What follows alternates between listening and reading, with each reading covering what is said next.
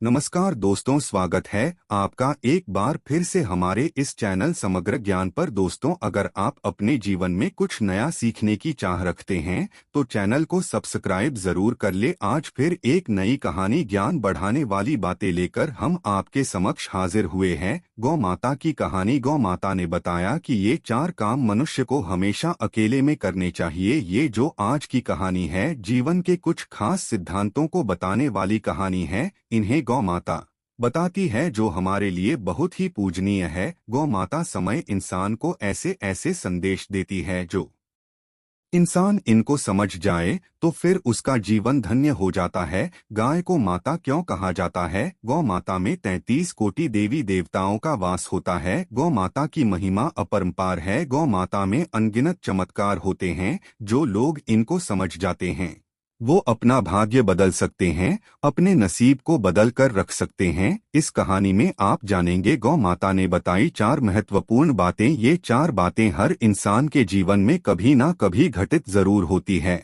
और जब ये बातें इंसान के जीवन में घटित होती है तब उस व्यक्ति को संभलने का मौका नहीं मिलता। इतनी खतरनाक ये 4 बातें साबित होती है। इसलिए इन 4 बातों पर गौर करें, इन्हें ध्यान से सुनें और अपने जीवन में इन 4 बातों पर अमल जरूर करें। सुखी जीवन का सार बताने वाली ये कहानी है। बताने से पहले आपसे गुजारिश है कि वीडियो को पूरा जरूर देखें, क्योंकि अधूरी जानकारी, आधा अधूरा ज्ञान हमेशा घातक होता है। वीडियो को शेयर भी करें और चैनल को सब्सक्राइब, बेल आइकन जरूर दबाएं। आते हैं कहानी पर। बहुत साल पहले की बात है। एक गांव में भोला नाम का एक व्यक्ति रहता था। भोला जमींदार लोगों की गायों को चराकर लाया करता था। वो उन गायों को जंगल में चराता और ग्वालिका जो पैसा मिलता उससे अपना चरितार्थ चलाता, अपने परिवार की देखभाल किया करता था। भोला का रोज का ये काम था। थोड़ी गायें अपनी और कुछ गायें जमींदार लोगों की थी, उनको जंगल में चराने ले जाता। बहुत ज्यादा तो नहीं मिलते थे, परंतु जैसे तैसे उसका गुजारा हो जाता था। जिस जंगल में भोला गाय चराने लेकर जाता था उसी के पास एक पहाड़ था। उस पहाड़ में एक गुफा थी। उस गुफा में एक साधु रहा करते थे। साधु के पास एक ऐसी चमत्कारी गाय थी जो रोज भोला की गायों में शामिल हो जाती और चरती। सभी गायों के साथ चारा पानी खाने के बाद जब भोला शाम के समय अपनी गायों को घर लेकर जाता, तब रास्ते में वो गाय अलग रास्ता पकड़ लेती थी और अपने स्थान पर जाती थी। जब भोला सुबह के समय गायों को जंगल में चराने लेकर जाता था, तब वो गाय कहीं आधे रास्ते में उन गायों में शामिल हो जाती थी। ज्यादा गाय होने के कारण भोला को पता नहीं चलता था। एक दिन भोला जंगल में अपनी गायों को संभाल रहा था, तब उसने गायों की गिनती की। उसने देखा कि एक गाय उनमें ज्यादा है। भोला ने सोचा कि मुझे जो पैसे मिलते हैं वो 99 गायों को चराने के मिलते हैं, और यहाँ पर गाय गिनती में 100 आ रही है। भोला शाम को के बाद जिन लोगों की गाय थी उनके पास गया और उनसे कहने लगा कि मुझे जो पैसे मिलते हैं वो 99 गायों के मिलते हैं, परंतु मैं जो चरा कर लाता हूँ वो पूरी 100 गायें हैं। भोला की इस बात को सुनने के बाद सभी जमींदार लोग कहने लगे कि भोले, तुम हिसाब में कच्चे हो। हमने जो गायें तुम्हें चराने के लिए दे रखी हैं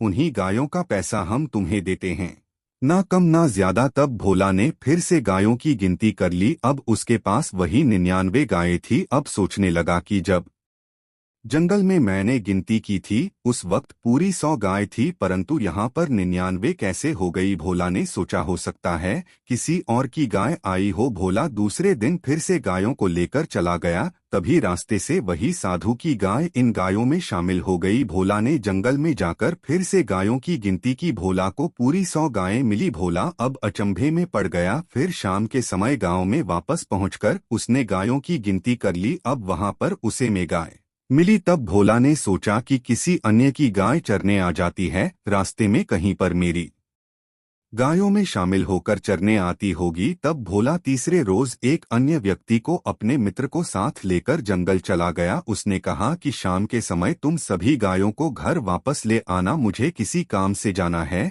तो मैं गायों को वापस गांव नहीं ले जा पाऊंगा। जब शाम का समय हुआ, भोला थोड़ी दूरी पर झाड़ियों में छुपकर बैठ गया। उस दूसरे व्यक्ति के साथ गायों ने रास्ता पकड़ लिया। भोला छुपकर झाड़ियों के आड़ में चलकर गायों पर नजर रख रहा था, पीछे पीछे चल रहा था। जब गाय आधे रास्ते पर आ गई तब भोला ने देखा कि झुंड में से एक गाय ने अलग रास्ता पकड़ लिया है, वो दूसरी दिशा में जा रही है।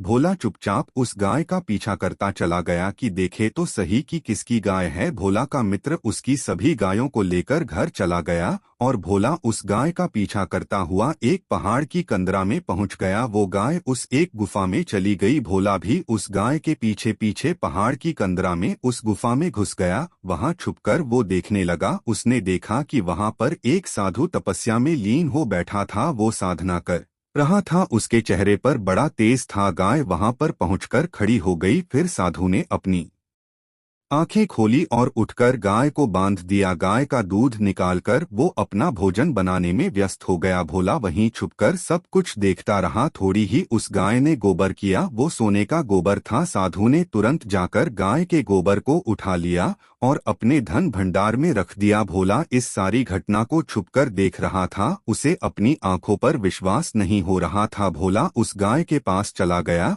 और गाय से बोला कि गाय माता, मैं एक निर्धन वाला हूँ, दिन भर 99 गायों को चराता हूँ। आप भी उसी में आ जाती हो, परंतु गायों को चराने से पर्याप्त धन नहीं मिलता जिससे कि मैं अपने परिवार का अच्छे से लालन पालन कर सकूं। तब वो गौ माता से कहने लगी कि मैंने तुम्हें देखा है, तुम गायों को बड़े प्रेम से रखते हो, उन्हें कभी मारते धुतकारते नहीं हो। मैं थोड़ी देर में गोबर करने वाली हूँ, उस गोबर को उठाकर तुम अपने घर ले जाना। तब भोले ने कहा कि गौ माता, गोबर से क्या होगा, 99 गायें मेरे पास होती है और वो रोज गोबर करती है, गोबर से मैं धनी कैसे बन सकता हूँ।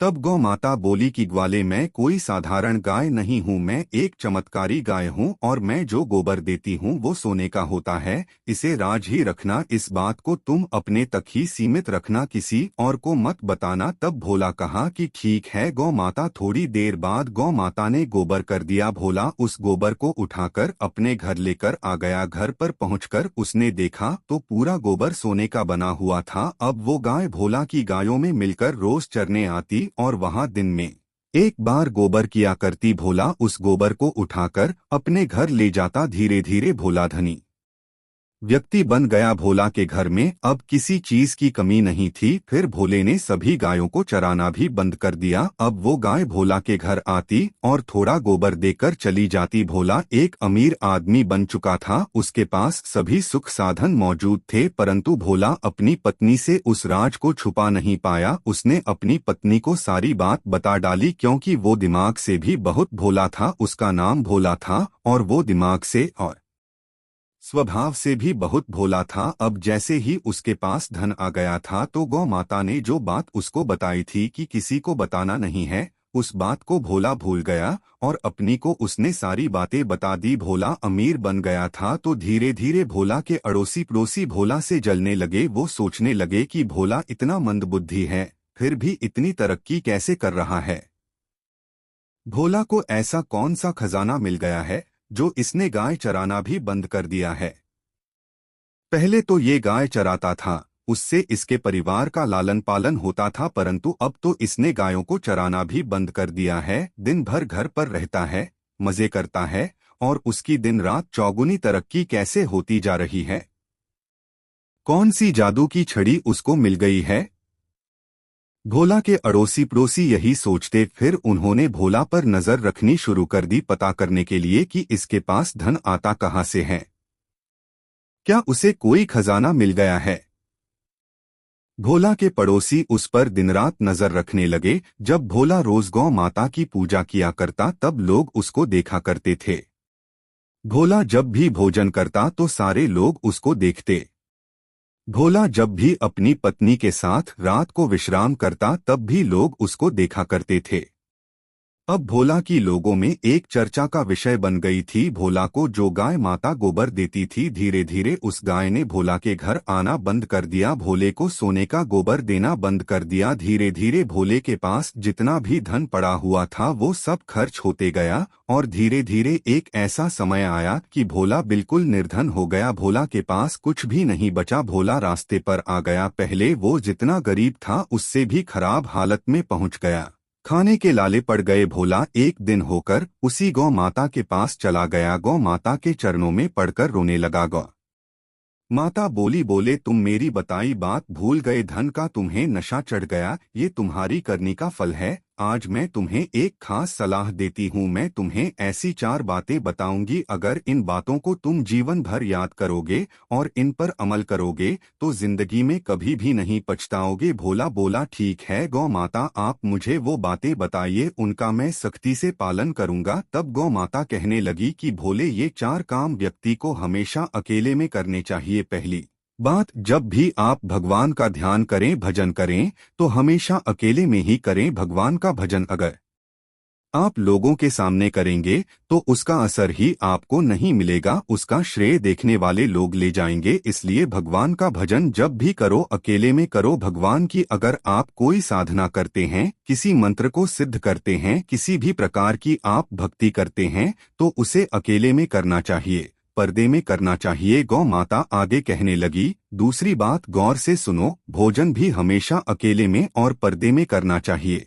भोजन को भी खुले आम कभी नहीं करना चाहिए। अगर आप खुले आम भोजन करते हैं तो सबसे पहले तो माँ अन्नपूर्णा का अपमान होता है, दूसरा आपके भोजन का अपमान होता है, इसलिए भोजन को भी हमेशा अकेले में करना चाहिए। तीसरी बात, गौ माता कहने लगी कि भोले, ये बड़ी काम की बात है, इसे गौर से सुन लो। गौ माता बोली, जब भी पति पत्नी रात्रि के समय विश्राम करते हैं तो वो पर्दे में होना चाहिए, अकेले में होना चाहिए। जो लोग खुले आम हम बिस्तर करते हैं, उन लोगों पर अकाल मृत्यु का भय हमेशा बना रहता है, इससे ही उनकी अकाल मृत्यु हो जाती है। चौथी और आखिरी बात गौ माता ने बताई, बोले, ये सबसे खास और सबसे महत्वपूर्ण बात है, इसको जीवन में हमेशा याद रखना। गौ माता बोली कि अपनी कमाई का जरिया, अपनी आमदनी का जरिया किसी को नहीं बताना चाहिए, इसको भी हमेशा पर्दे में रखना चाहिए, अपने सीने में दफन रखना चाहिए। अगर आप अपनी कमाई का जरिया, अपनी आमदनी का जरिया अन्य किसी को बताते हैं